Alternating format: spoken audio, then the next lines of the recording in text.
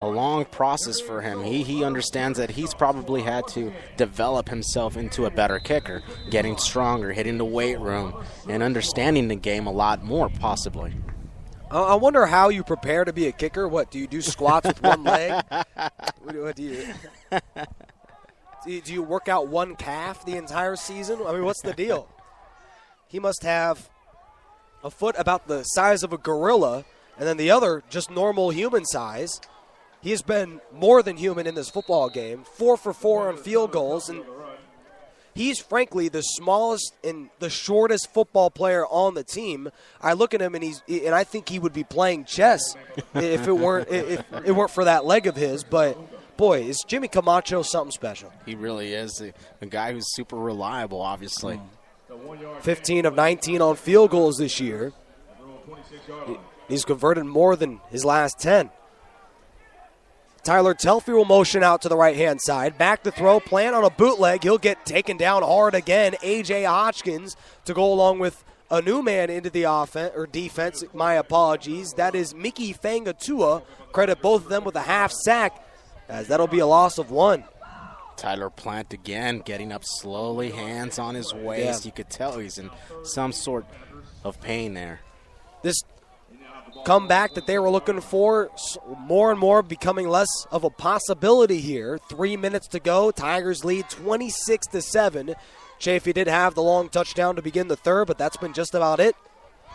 Levi Plant operates on a 3rd and 9 with 2 backs, 3 wide receivers from his own 26. First down, make the 35. Shotgun snap, pass rush coming, hit as he throws, and it's incomplete. No flag, and a late one at that, as Levi Plant is slow to get up again, as he was hit hard by Devontae Wilson, Dan. Boy, Levi Plant has been getting hit all game long.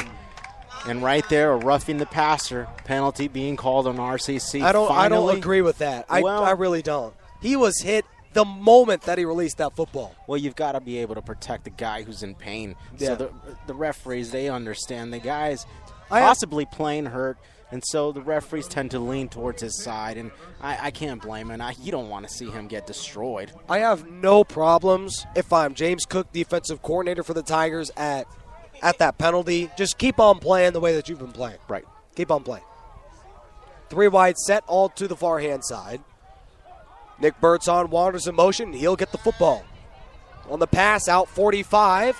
Picks up a block across midfield and wiggles all the way into enemy territory down to the 46. That'll be a 14-yard pickup. Nick Birdsong for the first down. Boy, you gotta give Plant some credit. Standing in the pocket, knowing that he's going to get continuously hit by RCC and still being able to complete a pass there. Levi Plant facing the teeth of that Riverside defense, still able to make plays. Tigers are tight to the line here, and this potentially their second best drive of the third quarter, all the way to the Riverside 46. Plant will keep, has room, 40, off to the races, 30. Watson falls, and he'll walk into the end zone. Levi Plant made a fool out of the safety, Trayvon Watson. A 46-yard touchdown run for freshman quarterback Levi Plant, his second rushing score of the quarter. Wow, Levi Plant came here to play today, this afternoon. A guy who's been being battered and still decides to get up right there, even has the energy to create such an ankle breaking play. It is a touchdown. And a personal foul against Marquise Wimberly of the offense. Wimberly has no catches since the first quarter. I actually forgot about that. That'll probably be That's assessed their number one receiver at the kickoff, right? Yeah. Well, there's news. Their best receiver, only action since the first quarter, has been in the penalty department. The touchdown will stand, and I kid you not, Plant had one man to beat. Watson had the angle. He was in front of him, yet instead of trying to tackle the quarterback, he was retreating, going off his back foot, backpedaling like a cornerback, and fell on his rear end. Yeah, that was pretty, I'll admit it. I mean, that was pretty we are the embarrassing. Riverside City broadcast crew, but we got to admit what we see, and that was pretty embarrassing. And we're being nice right there. We didn't make a big hype about it, but let's do now. I mean, it is what it is. Great move by Levi Plant. Are we going to talk about this? Yeah. Are we really going to talk about this? Hey, we saw how the Chaffey side reacted. Everybody rose to their feet. Everybody was excited about that. Well, one man fell to his feet. That was my man Trayvon Watson. Yeah. Well, it's been an embarrassing last 3 weeks for him. Remember the pick that he almost had returned for a touchdown? He fumbled, recovered by the Mounties.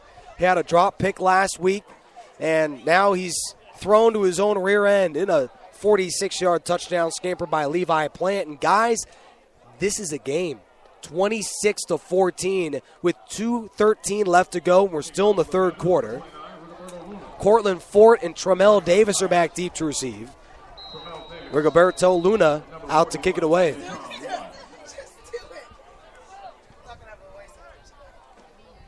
And here we go. Sends it on a line drive kick to Fort at his own 22. Out to the 30. Fort 35. Outside the number. Still chugging. And all the way near midfield is the cornerback Fort out to the 45-yard line. In solid field position for the third consecutive drive for Riverside College. And in their last two drives with great field position, only 6 points. But, boy, it could have been 0. Camacho banging on 2 field goals from 45 or longer. But the ideal situation, and, you know, Coach Tom Kraft is a perfectionist. He would rather have 6 points on 2 occasions instead of 3 points on 2 occasions. Yeah. The perfectionist that he is. But a win is a win. Tom Kraft, it's a perfect game as long as they're able to come out with the victory. This would be such a disheartening loss if Riverside's unable to become victors in this ball game. Play action fake, handoff on a reverse, goes Foster up the middle 45. Shot out of a cannon goes JW North's own Denzel Foster out to the 41-yard line. A gash for 14 and a Riverside first down. Denzel Foster always seems to find himself in that type of situation, just one broken tackle away from taking it to the house. Same formation, same handoff. Denzel Foster bouncing outside, zigzags 40, and down he goes, tripped up at the 38-yard line. Riverside tends to do that where they go to a successful play 2 consecutive times in a row. Yeah. And it just shows we you, saw hey, it with try Matthew to Moore stop. too. Exactly. Yeah. Go ahead and try to stop us. And Chaffey hasn't been able to do it. Second down and 7 from the 40 of the Panthers. Play action fake. King looking for the deep play. Pass rush coming. Floats it to the end zone, and it's caught by Matthew Morin. Touchdown Tigers. The tight end in the end zone. And with 1:17 to go, King to Morin for their first touchdown connection, Dan, of the season. Wow. The Arizona commit putting his hands up high in the air, grabbing that one at its highest point. Just a jump ball. Textbook play there. Hey, just give it to your big guy. Well, the defense has given up a couple touchdowns, but the offense, for one of the first times, have been able to counter with touchdowns of their own. The point after try is good. Now the Tigers extend their lead, make it 33-14. That is a 19-point lead for the visiting Tigers. Well-orchestrated drive right there. You go to the same formation on 3 separate occasions. First Denzel Foster, then you fake it to Denzel Foster, then you do a play action off of that same formation, same pistol set for a touchdown there.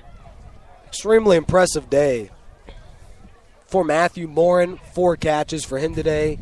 That's the most they've gone to him all season long. It's been impressive. It really, week in and week out, whoever wants to catch a football is well on his way. Matthew Morin this time, Hunter. Funny.